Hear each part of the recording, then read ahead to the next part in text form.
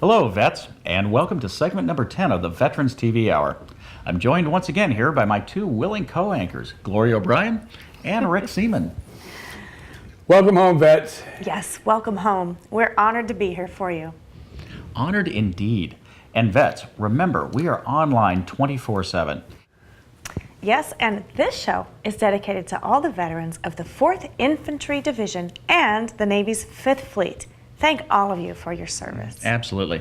Hey, and let's say hello to our guys over there at the Benefit Buzz Desk, Dave Culmer and Tom Clewis. I think today would be a good day to talk about the veterans' application for compensation and the appeal process, Tom, because a lot of veterans are denied their application for compensation, and subsequently they feel the appeal is the way to go to correct that situation. Mm-hmm. In my view, from what I've seen over the years and my experience as a senior adjudicator with the VA and as a lawyer thereafter, I would say the very best thing a veteran can do is to prepare his case so that he or she can avoid an appeal. Spend a great deal of time preparing your claim, lining up all the ducks, building up all the evidence you need to make sure that you have a workable claim, and then submit it, rather than firing from the hip and for some benefit that you think you're entitled to, but you're just not really quite sure whether you meet the VA standards. In my view, we shouldn't let the VA decide whether you hit this mark that they've set for you. In consultation with a veteran service officer, I would say, a good one, build up all the medical evidence before you file a claim and see whether the evidence that you already have in terms of your treating doctor's reports, the doctors who may treat you for whatever condition it is at the VA, private doctors, and see whether or not when you examine all that evidence, it meets the threshold for whatever benefit that you're trying to obtain. So it's so important to have that application done correctly when you come out of the gate to the VA for a compensation claim. Absolutely. Right. There are, of course, a lot of reasons for claims being denied. There are a multitude of reasons why a claim is denied. Insufficient evidence. You've already said if you can provide all the information the Veterans Administration needs, and all you got to do is think about it. If you're going to apply for a blown out knee, the Veterans Administration needs to know you injured that knee in the service, or if you had that knee condition before you entered the service, you aggravated it during your military service. There has to be a connection in your service and the injury today. Those are the basics. If there are no medical records available when you file the claim, somebody's got to get them, and it's the VA. And often the VA comes back and says no records available. And what do? You appeal. And had you done your homework to start with, you could have obtained the records yourself, cut down the process significantly, been awarded a compensation from the VA for that knee condition. Assuming the veteran has already built up adequate evidence, but something goes wrong and the VA decides that his or her claim is denied, I think there's yet another option they have at this stage before they go to a full-fledged appeal, isn't there? Absolutely, you're right. As a matter of fact, there are a couple of things that can be done prior to going to the full-fledged appeal. Right. One is asking for a reconsideration. You read the reason for the denial, and you can correct or amend that reason stated by the VA for denying benefits. And so you fix that, you correct it, and you send it back to the Veterans Administration requesting a reconsideration for service connection for the left shoulder. You have documented evidence supporting that, and in a lot of cases, given that information, the Veterans Administration can overturn the original denial. Case closed, you take the money and you're on. You have the service-connected disability. Yeah. What did the VA, what I'm not clear on, Dave, is what did the VA do wrong that could be corrected so quickly in the example you gave? Well, for example, with the knee or Yeah. the shoulder? let's say the veteran inadvertently put down the right shoulder when the left shoulder is the damaged shoulder. And the Veterans Administration, you can't assume they're going to be logical and say you must have made a mistake, it's your left shoulder that's damaged. The VA doesn't do that. They're going to come back and deny the claim because there's nothing wrong with your right shoulder. And you say, this is a reconsideration, it's my left shoulder that was damaged, please award compensation. And there you have it. Gotcha. It's overly simplified, but in a multitude of situations, which we can't cover all of them. But anyway, that's essentially the way it goes. Right. And yet, there's still one more process that they can go through. The DRO, the Decision Review Officer. A veteran has the option of asking to be heard in front of the Decision Review Officer at the Department of Veterans Affairs and pleading his case. And if he has retained the help of a service organization, that service organization can be with him at the Veterans Administration during the hearing to assist him in pleading his case. So really, this is like a second bite of the apple, isn't it? Yes, yes it is, yeah. And if the veteran hadn't requested that DRO, Decision Review Officer, review at the regional office level, he would or she would have missed the opportunity then to get that second level of review at the regional office level. Exactly. Their case would have gone right to the Board of Veterans Appeals. And he would have missed that step that could have overturned the original denial. You're absolutely correct. Right. And it could have been done perhaps very timely. Very timely, yes, in consideration to the Board of Veterans Appeals or BVA. Right. I never thought I'd have a chance to question an attorney, but I want to ask you something. You stated earlier that you spent 10 years with the Veterans Administration as an adjudicator. That's right. I would like to know, I'd like you to share some of that experience you had with the VA as an adjudicator and see if there's any information that can be helpful. Sure.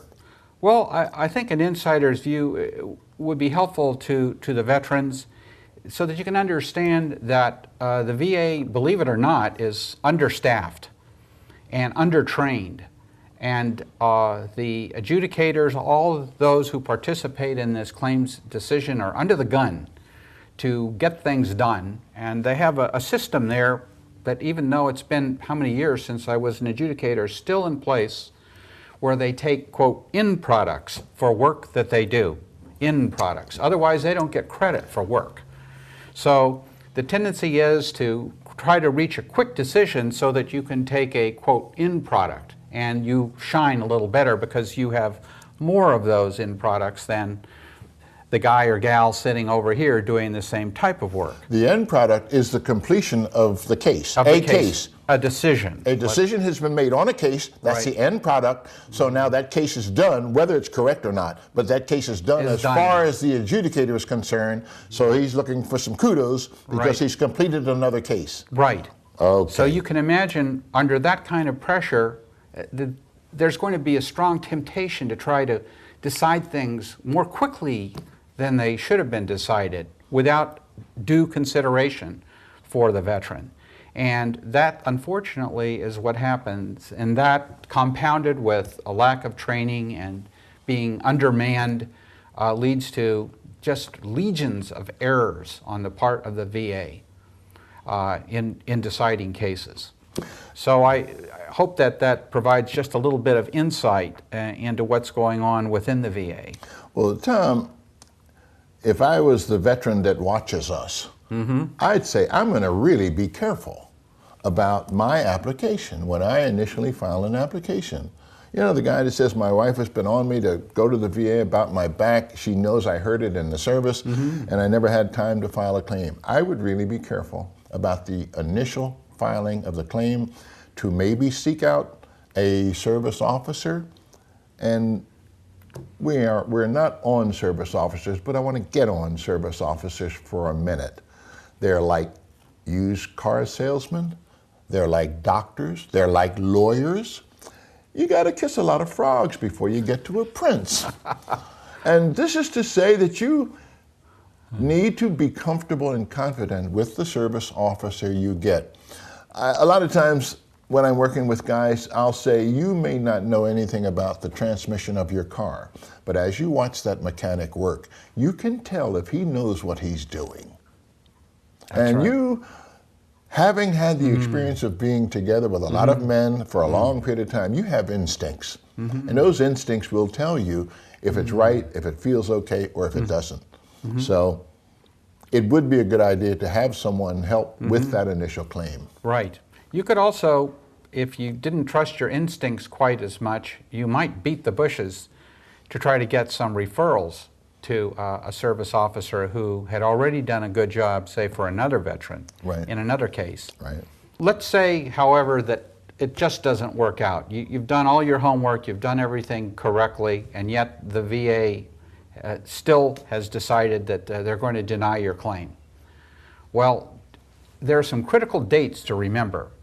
And the first date to remember is that you have 1 year from the date of the letter that the VA sent in denying your claim. 1 year from that date to file a notice of disagreement with the VA decision. That's really a kind of appeal. They call it a notice of disagreement. It's the first stage, really, in the appeal process.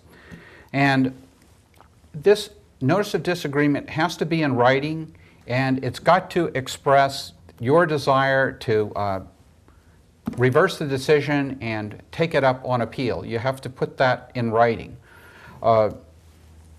Now, let's say you've done that, and you've done it within 1 year. And by the way, you have to send that written notice of disagreement, which could be on anything, really. But I would suggest using VA Form 21-4138, a statement in support of claim, to do it. If you can't use that, use something else. But get it in within that 1 year period, and the sooner the better. Once that's done, the VA is required to send you something called a statement of the case. This summarizes the evidence in the case and the law, and explains their decision. There's a rating decision that will be attached. Regardless, once you get that statement of the case, you have 60 days to file a Form 19. The 19 is attached to the statement of the case. And you file that also at the regional office. You don't send it off to the Board of Veterans' Appeals. It too goes to the regional office, just like the notice of disagreement did. Bear this in mind, you have to send it to the same office that made the decision, unless the file, for whatever reason, has been transferred to another office. In that case, you'd send your notice of disagreement in your 19 form to the new office. Tom, just a quick question. All the information you just provided, is that information sent to you from the Veterans Administration when you basically initiate the appeal? It is, and I think it can't be emphasized enough. Even though they send that information, I've seen veterans blow timelines, statutes of limitations like that, wait longer than a year, and then their case, they haven't lost it forever, because that's the nice thing about the VA system. You can come back for yet another effort with more evidence. But what you're going to miss out on is the effective date. If you ultimately succeed, you're going to miss out on the earlier effective date that you had when you filed that claim earlier. And let me add one more bit of information, technical information that I think is useful. When you file that Form 19, I would add this language. Appellant hereby takes exception to and preserves for appeal all errors the VA regional office may have made or the board may hereafter make in deciding this appeal. This includes errors in failing to adjudicate issues or claims reasonably raised by the record, even though not specifically mentioned by the appellant. This also includes all legal errors, errors in fact-finding, failure to follow Manual M21-1, Manual M21-1MR, failure to discharge the duty to assist, and any other due process errors. This is a blanket statement that I recommend you add to whatever else you're going to add, put in that Form 19, because it's going to, without going into the legalities of it, it's going to preserve your rights to appeal a lot of different issues that you may not have thought about yourself. Tom, that was great. Good show. And I hope this information's been helpful if you get to the point that you want to appeal a claim with the Department of Veterans Affairs. The information provided is invaluable. Hopefully you won't get there and they'll approve it the first time around. And with that, we will bid you a fond adieu. Hey guys, great information. Dave Culmer, our in-house VSO, and Tom Clewis of the law firm Thomas Monroe Clewis. Thank you guys.